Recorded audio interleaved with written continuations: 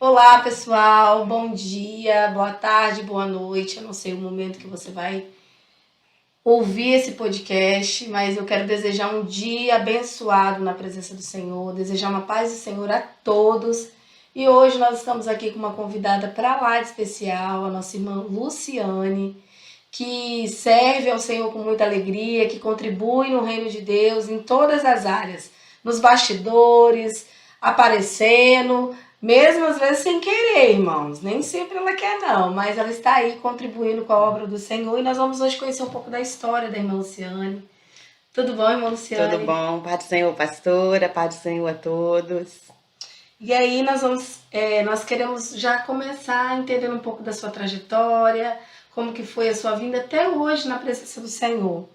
Irmã Luciane, como que foi a sua conversão? Quem era você antes de conhecer a Cristo? Eu era uma pessoa muito egoísta, eu só pensava nos meus bens, nos meus valores, então o que importava para mim era eu estar bem e minha família estar bem. Então, se tivesse tudo dentro dos conformes, para mim estava ok. Uau! E aí, mediante isso, você conheceu Jesus. E como que isso foi mudando dentro de você, irmã Luciane? Eu comecei a ver que eu tinha problemas, mas as pessoas também tinham problemas. E às vezes os problemas das pessoas não chegava nem aos pés do que os meus eram, né? Então eu sempre me sentia vitimizada, né? Mas eu via que tinha pessoas que precisavam mais do que eu, né, de uma solução, e eu achava que o meu superava o dos outros, mas aí quando eu comecei a me colocar no lugar do meu irmão, eu vi que eu poderia deixar os meus problemas um pouquinho de lado para dar atenção àqueles que precisavam. Uau, uau. E aí você, dentro desse contexto, você observando que o outro também tinha dor, você começou a se colocar no lugar do outro, e aí você começou a exercer o amor de Jesus na vida das pessoas, né? Sim.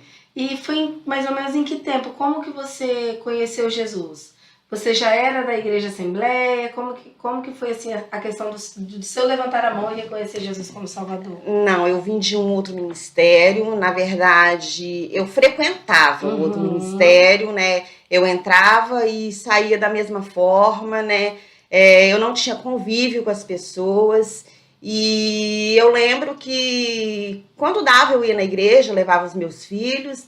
E um belo dia, uma irmã chegou no meu portão e falou que isso era numa quinta-feira, que ia ter um batismo no domingo e que eu ia ser batizada. Então eu não estava preparada para aquilo, mas eu fui, né? Hum. Então eu fui batizada e continuei ali, mas da mesma forma. E fiquei ainda alguns anos ali naquele ministério. Foi quando o meu filho conheceu o ministério, não era o tempo de avivamento ainda, né? E Uhum. ele começou a frequentar junto com minha irmã. E aí eu vi que tinha algo diferente nele, e aí eu fiz uma prova com Deus. Eu falei, Deus, como que pode? Eu quero estar na tua presença, quero a minha família na tua presença, mas eu estou me sentindo vazia. E como que eu posso estar no ministério e meu filho estar no outro?